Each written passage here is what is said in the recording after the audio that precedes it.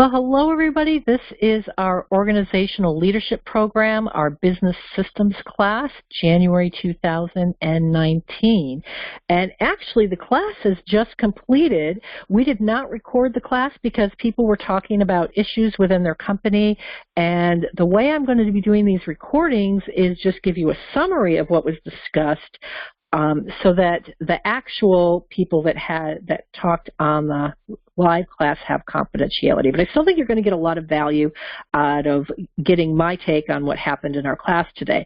So the first thing we did, because it's January and it's our first class, is we did introductions, first name only, where I grew up, and what one characteristic or personality trait is most responsible for getting me to where I am today. And what I'm going to share is some of the personality traits that I heard from people. I heard curiosity. I heard optimism. I heard discipline. I heard competitiveness and determination, and I probably heard quite a few other words, but those words all impressed me because they were just, there was a variety of words, but they all spoke action and kind of a focus of internal control, like I can do this.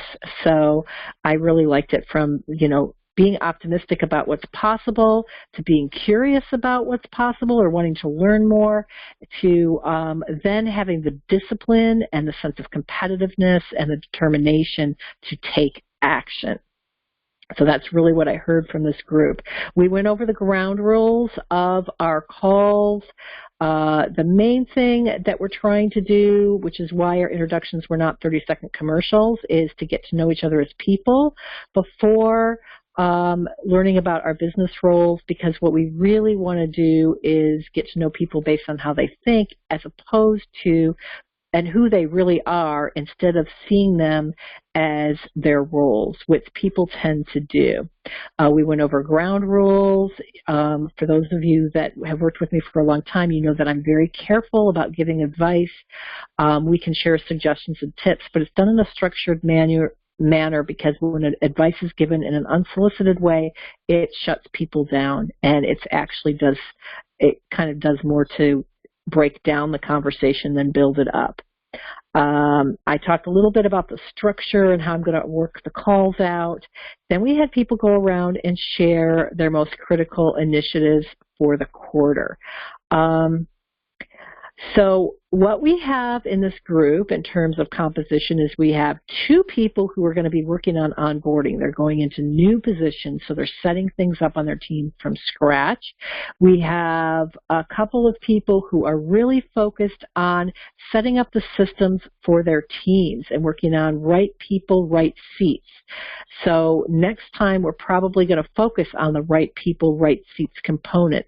We also talked about the scorecard quite a bit. So those of you who have read the book Traction, people are keeping a scorecard, whether it's a Traction scorecard or a different type of scorecard. And we also talked a little bit about accountability systems. When people talked about the systems they're going to be putting in place this year, it was sort of a combination of computer systems and actual processes, work instructions, that sort of thing. So as we continue in this class, we're going to focus each class on a particular type of system. And I believe that we're going to talk next time a little bit about people systems. We'll touch on Traction, right people, right seats, because that came up. But as I go through the month, I'm going to pick up on other ideas based on what people in the class say, what issues come up, what emails I get, that sort of thing. We had a couple issues that we processed. So we had this great issues processing process, and we processed two issues. So one person talked about a customer success tool and how to combine project management with customer success.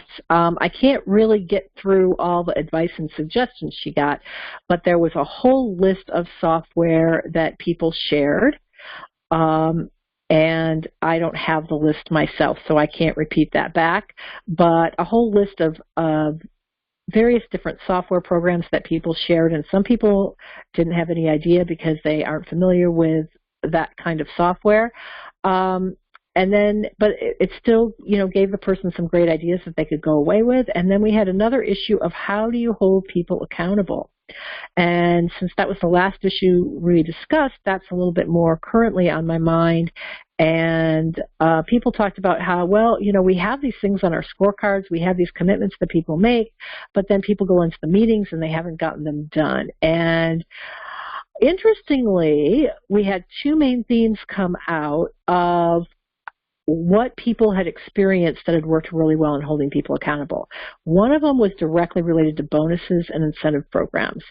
So when people's bonuses were tied to their tasks, their rocks, their objectives, and that would be very motivating for many people. Another thing that somebody said that I thought was really interesting is when there's a discussion about people keeping to their commitments and people share whether they did or didn't do something that they were supposed to do, instead of just kind of glossing it over and say, okay, you didn't do it, and asking if you need any issues or support, but adding the component of, okay, so how did the fact that you didn't do this affect this other person and their ability to achieve their goal? And so really helping people see how the impact of them not doing or following through on their part of it affects the whole team. And then to take that a notch higher, we had someone whose company does the great game of business, and they get their entire company on the phone to go over the income statements and everything that everyone's done. And she said she was really surprised the power of groupthink, the power of all of us together saying, this is what we're going to accomplish. And the culture can be more powerful than the individual in many cases. And this is a case where if you build a culture of success, it's very, very hard to not be carried along with the wave of that. So that's a really, really interesting way of thinking things. And we're going to think about this more for those of you who are doing all the business leadership classes. We're going to be thinking about this more when we get to the organizational leadership class and talk about change and that sort of thing. So we ran up to the top of the hour, so we did a really quick round robin where we shared what was valuable to everybody. But the one thing I want to say to anybody who is listening to this recording and who is in the class is follow this up with email. If you have any questions about anything I've said on this, if you want to hear more about anything, we can't just have the ideas come out in the classes. We have thinking that we're doing after the classes, between the classes, and you should always feel free to send me an email. I will connect you with somebody else in the program that maybe has that same issue so that you can talk to them about it.